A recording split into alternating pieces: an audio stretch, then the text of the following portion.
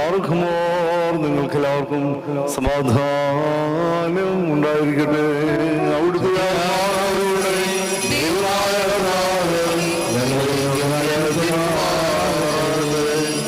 ജീവൻ നൽകുന്ന പ്രഖ്യാപനമാണ് നമ്മുടെ വിശുദ്ധ എവൻഗേലിയോൻ. ലോകത്തിന് ജീവനും രക്ഷയും പ്രഘോഷിക്കുന്ന ശുദ്ധമുള്ള സുവിശേഷത്തിൽ നിന്ന്